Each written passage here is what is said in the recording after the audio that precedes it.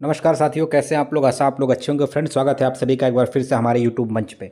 दोस्तों, महाराष्ट्र में विधानसभा चुनाव के लिए वोटिंग संपन्न हो चुकी है। अब जानने की बारी है कि किसका पलड़ा भारी है, यानी कौन सी पार्टी चुनाव जीत रही है, कौन सा गठबंधन चुनाव जीत रहा है। महाराष्ट्र की बात करें तो महाराष्ट्र में सीधी सीधी लड़ाई महायुति और महाविकास आघाड़ी के बीच में है। महायुति में सबसे बड़ी पार्टी है भारतीय जनता पार्टी, वहीं महाविकास आघाड़ी में वर्तमान में सबसे बड़ी पार्टी और नेतृत्व करता है कांग्रेस पार्टी।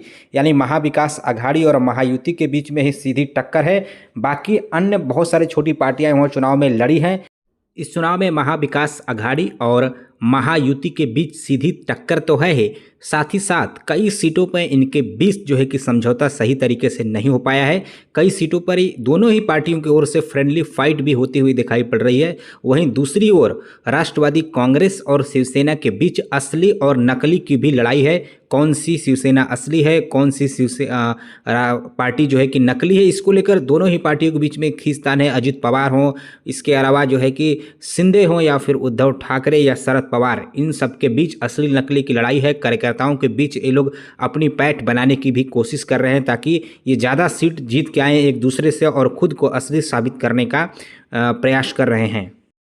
महाराष्ट्र के चुनाव में अगर हम मुद्दों की बात करें तो महिला सुरक्षा का मुद्दा, महाराष्ट्र गुजरात सीमा विवाद के संबंध में कई मुद्दा उठते हुए दिखाई पड़े। आर्थिक संकट का मुद्दा, मुंबई धारावी प्रोजेक्ट को लेकर भी विपक्ष के द्वारा कई तरीके के सवाल खड़े किए गए। धर्म और सांप्रदायिकता को लेकर के बहुत सारे जो है कि नैरेटिव चले हैं। कटेंगे तो बटेंगे, एक हैं तो सेफ है जैसे नारे लगातार गूंजते हुए इस चुनाव में दिखाई पड़ रहे हैं। किसानों के आत्महत्या के मुद्दा को लेकर भी कई तरीके की चर्चाएं देखने को मिली है। वहीं जो शिंदे ने लास्ट के समय में बहुत सारी अपने मुख्यमंत्री शिंदे ने जो योजनाएं चलाई थी, उन योजनाओं का हम सीटों की अगर बात करें किसको कितनी सीटें मिल सकती है तो महाविकास आघाड़ी मजबूत दिखाई पड़ रहा है।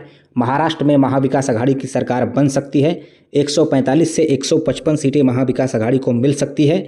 बहुमत के बिल्कुल करीब सीटें मिलती हुई दिखाई पड़ रही हैं महाविकास आघाड़ी को। हालांकि मैं आपको बता दूं कि कई सीटों पर महाविकास आघाड़ी और महायुति के बीच कड़ी टक्कर है। बहुत ही कम वोटों का हार जीत का मार्जिन हो सकता है, यानी खेल ये पलट भी सकता है। वहीं अगर हम बात करें यहाँ पर महायुति की, तो जिस तरीके से महायुति को लोकसभा चुनाव के दौरान बड़ा झटका लगा था, वैसे विधानसभा में भी लगता हुआ दिखाई पड़ रहा है। 120 से 125 सीटें महायुति यानी भारतीय जनता पार्टी भाजपा गठबंधन जीत सकती है। वहीं अगर हम अन्य की बात करें तो अन्य के खाते में 5 से 10 सीटें जा सकती हैं, जिसमें निर्दलीय और छोटी पार्टियां हैं। असदुद्दीन ओवैसी की पार्टी है, इसके अलावा अन्य कई पार्टियां हैं जो चुनावी मैदान में हैं।